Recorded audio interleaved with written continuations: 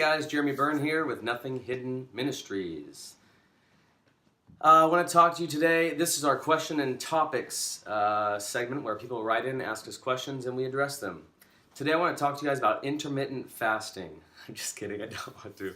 I am, however, going a little bit different and taking a question out of another question and topics platform that my wife and I do, Britt.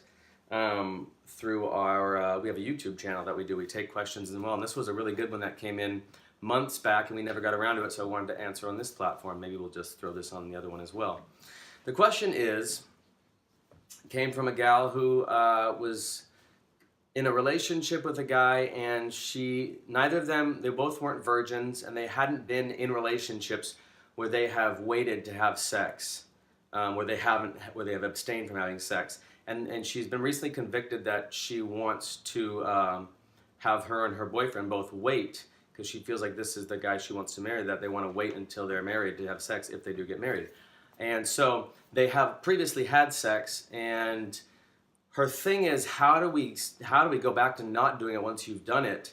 Are there any tips to that? Britt and I, we talked about it a little. We broke boundaries with us sexually where we went too far, but we knew God was calling us to really abstain from any sexual interaction before marriage, and so obviously we didn't do it perfectly, but we did get to the place where I think 9 months before our wedding, we didn't nothing sexual at all, nothing, no clothes off, no touching, no orgasms, no nothing, and so not that we did it perfect, but we had an experience with this, and I'll just share some of that. And she was wondering, are there anything you can recommend that can help you really get on that path? Because she mentioned in her email that they have decided to not have sex and then have slipped back into doing it a few times and then prayed about it and really felt convicted like this is what we're really called to do. And they're both in it together, so that's a good thing.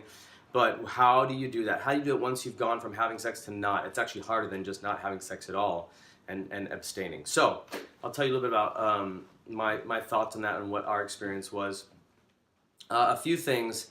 I was just having a conversation with a buddy while we were working out, and we were talking about certain things that motivate us. And he's actually going to do premarital counseling with his fiancée, and he said there's one issue that he is a little nervous about talking about with their pastors who are going to do the counseling with them. And he said it's the issue of just looking at pornography and struggling with that and being clean. And I said, how are you doing with that? He said, I've been doing really well because I'm scared of this issue being addressed. And I thought that is really fascinating, that many of us can go years and years and years of our lives with certain things that we have that are addictions or just vices that we can't kind of gain victory over.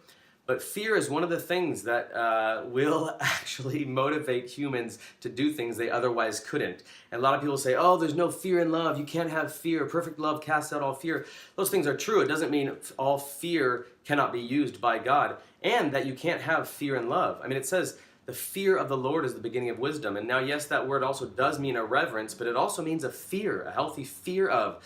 When we actually grasp even the tiniest bit of who God is, and it's why every time angels showed up in the Bible, they said, do not be afraid. That happens to be our natural response to immense power and awesome glory and heaviness. Not in the negative sense, but just the heavy glory sense. I'm getting off tangent a little bit here, but let me bring it back. So fear sometimes is a really great motivator. I know that may be a controversial statement, but I happen to firmly believe you can either live in life as it is, or you can live in life as you think it should be.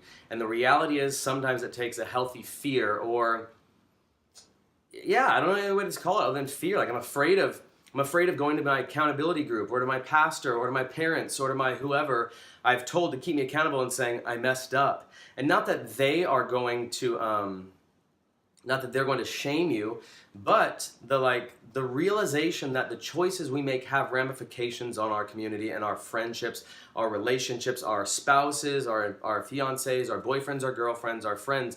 It has ramifications, and sometimes those ramifications hurt. They don't feel good. They cause pain. And there's a little bit of a healthy fear of, I'm afraid of what this is going to do to them and what it's going to do to our relationship. Yeah, because choosing sin actually hurts. It causes pain most of the time.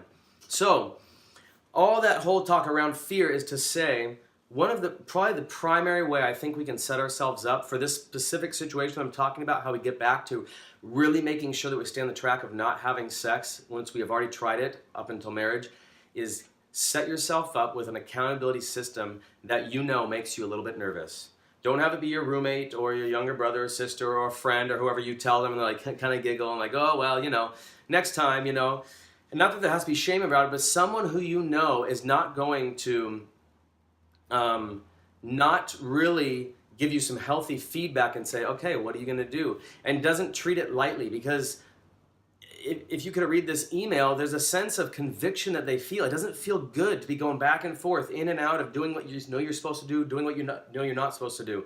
It doesn't feel good to be going back and forth. So really take that risk to set yourself up in an accountability system to where you know you don't want to feel the effects of what this person is going to mirror back to you and say, okay, well, what do you want to do about this? And this is, or someone, if someone who makes you a little bit nervous, a little bit like, I don't want to have to tell this person. That is a totally okay thing in my book. And I think it's one of the most realistic ways that we can actually do the things, we can keep from doing the things we do not wish to do, if that makes sense. Accountability.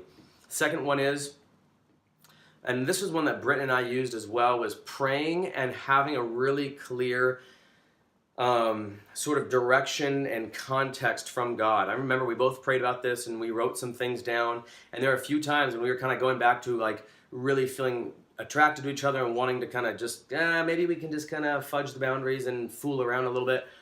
A handful of times we would pull up that thing that God spoke to us. And it's kind of convicting when you have this thing right in front of you and God said, no, this is not what I've called you to. And it was just God really painting a picture of, this is what I have for you guys. And this is why for you guys it's not best, it's not healthy, it's not good, it's not life-giving for you guys to be dabbling around in sexual stuff and this and that. And we'd pull that out and we kind of knew, okay, if we're doing this, we know we're really choosing to go against what we clearly heard God tell us and wrote down. And we'd pull that out, and that really helped us a handful of times. Lastly, I would just say create another healthy habit for you guys to do, not only instead of obviously being sexual, but I would say create a habit of like praying together around this issue. Do it first in your own life. God, convict us, help us to have the strength, the courage, and the discipline to be able to walk this out well, and then spend time praying together about that, because you start to create sort of like your prayer life has a gravitational force that I think God uses to sort of pull you back towards center and peace and alignment. And the more you guys spend praying about this in ways that you're really getting God's heart for what He wants for you as far as your sexual or non-sexual relationship, the harder it is to just sort of ignore that and do what you feel and do what you want to do. I think this is a great question because it's super practical and a lot of people experience this. And I would say our relationship was so much more peaceful when we removed any of the fooling around, the sexual stuff, that just like making out way too long that just leads to sexual frustration. Then you just, you go over the line and something happens and I will say this, unequivocally, I think orgasm should be saved for marriage. Should be. And I know shoulds are kind of stupid, but I will say that I think should be. In its ideal setting and in the best sense, I think orgasm should be saved for marriage. Because some people say, well, it's just sex. I mean, the same thing happens chemically and emotionally and hormonally when you orgasm, whether it's in intercourse or whether it's, oral sex or dry humping or whatever. It's different experience, but same thing happens in your body and mentally, emotionally, spiritually, chemically when you orgasm. So I will say that I totally endorse and would like to empower people who are wanting to wait to experience sex and sexuality and all the beauty of what God made that to be in the context of marriage. I just believe that is the best place that He has designed this to exist. So there you go. Quick review. Set yourself up with accountability, and not just anyone, but set yourself up well to really keep yourself from doing this. A good accountability that will hold you to what you want to do. Secondly, get a clear word from God about why not and what He has for you. Not only the not to do it, but the vision that He has for you instead of this thing. And thirdly, create a prayer life around this within yourself and together so that you have God's heart more in line with yours around this area of sexuality. There you go. I hope that helped. Until next time, you guys can submit more questions. We love to hear these. And we love these real practical ones. Anyone you guys want to send in, we'd love to have them. Until next time, Jeremy Byrne signing off from Nothing Hidden Ministries.